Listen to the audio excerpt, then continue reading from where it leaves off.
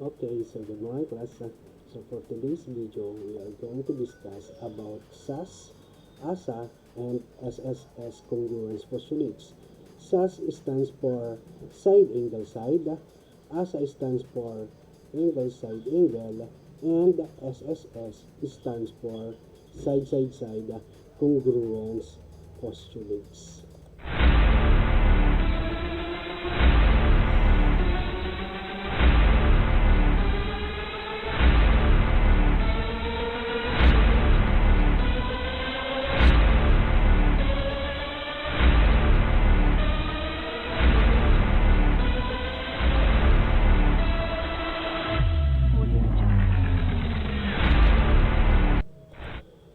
Okay, so let us now proceed to our drawing board. Here is the jump board for triangle congruence. So SAS stands for the two triangles are congruent if two sides and the included angle of one triangle are congruent respectively to the corresponding two sides and the included angle. Okay, so let us now get the what we call the corresponding sides. So the corresponding sides, we can say that OT, here OT is congruent to AM. Okay, so once again, let us type here OT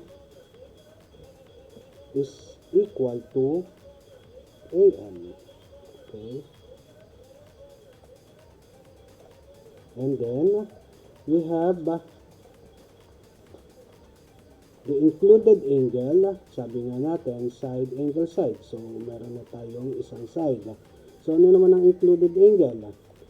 Angle T and angle M, or we can write it as OTP rather is equal to AMN. Okay,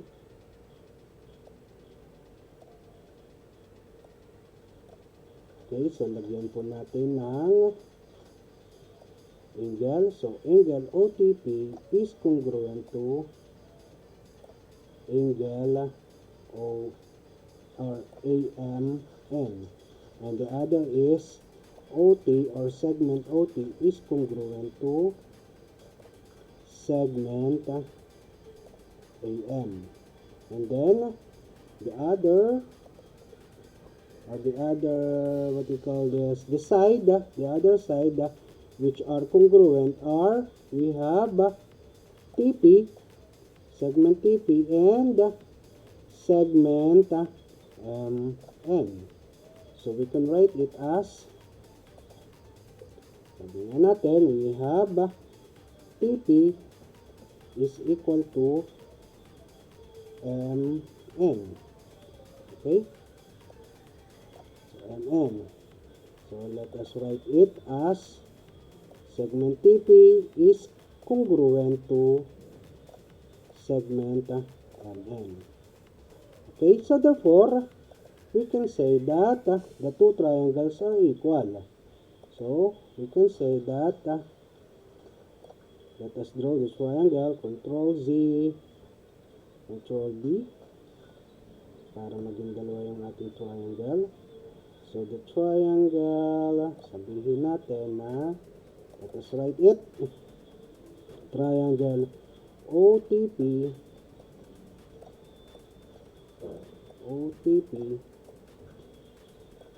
is congruent to triangle AMN.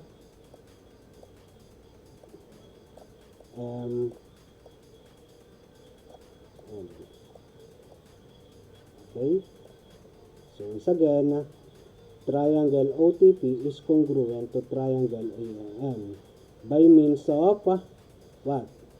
by means of SAS postulate or SAS congruence postulate. Okay, so let us have another example. We have here triangle NMO and triangle NOP.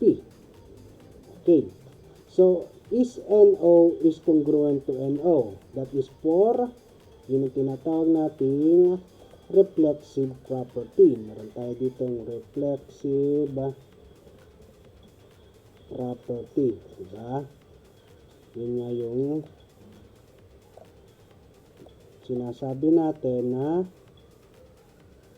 MO or NO is equal to NO. So, reflexive property po yan, ano?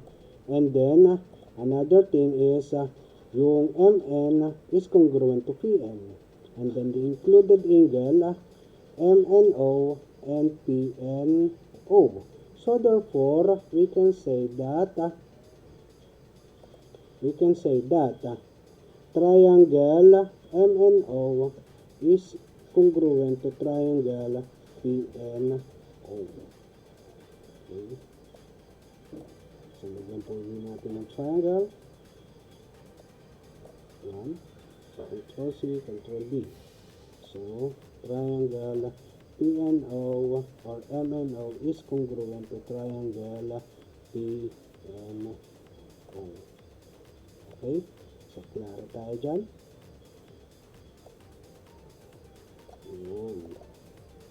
Okay. Another example.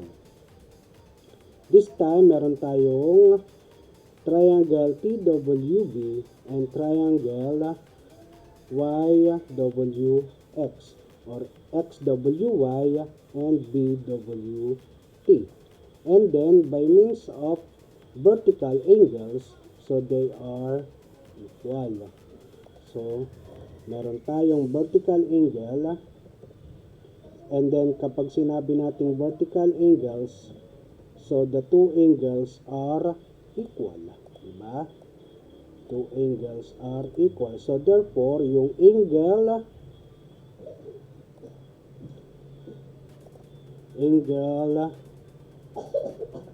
BWT is equal to XWY.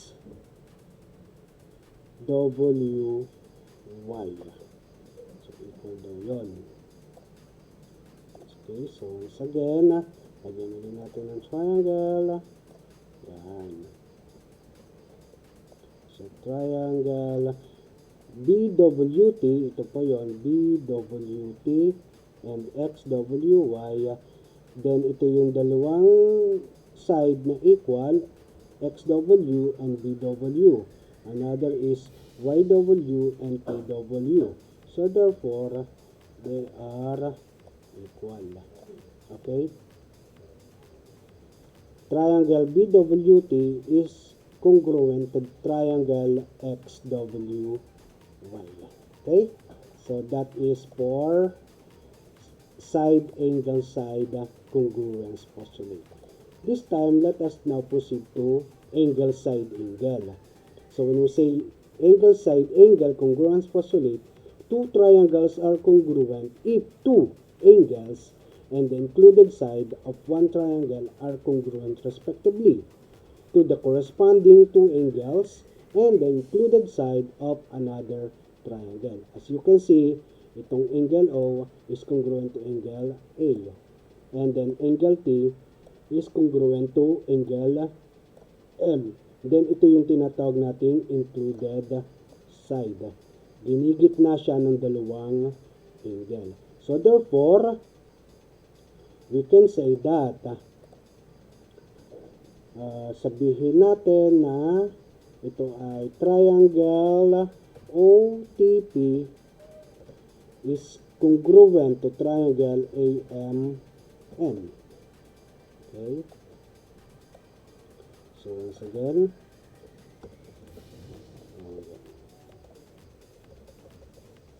sabihin natin na triangle OTP is congruent to triangle AMN.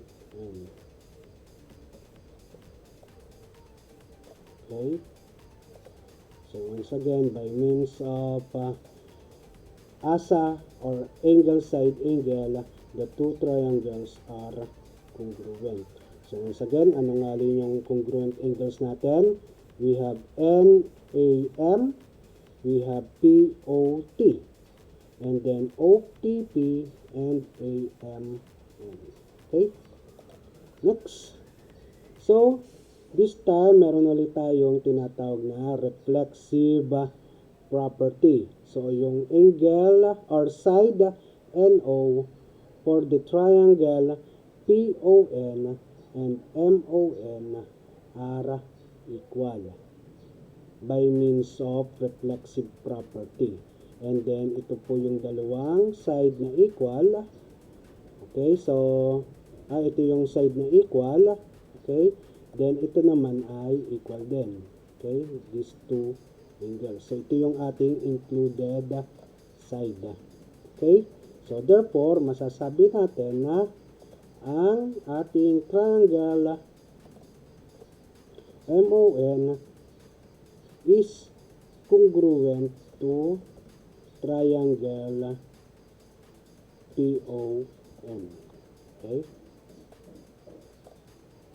So, once again, masasabi na ang triangle MON ay equal to triangle PON. Okay? Any question regarding on this? So, let us now continue. Another one, meron ulit tayong vertical angle. So, this angle are equal. And then, equal din daw itong angle T at angle Y. Then, itong side na to ay equal. So, included side siya. So, therefore, by means of ASA, so we can say that triangle BWT is congruent to XWY. So, they are equal. Then, let us insert the triangle. Okay. So, write the congruent symbol.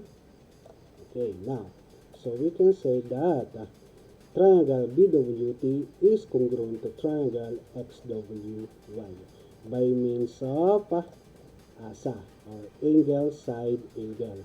This angle are equal, angle T and angle Y.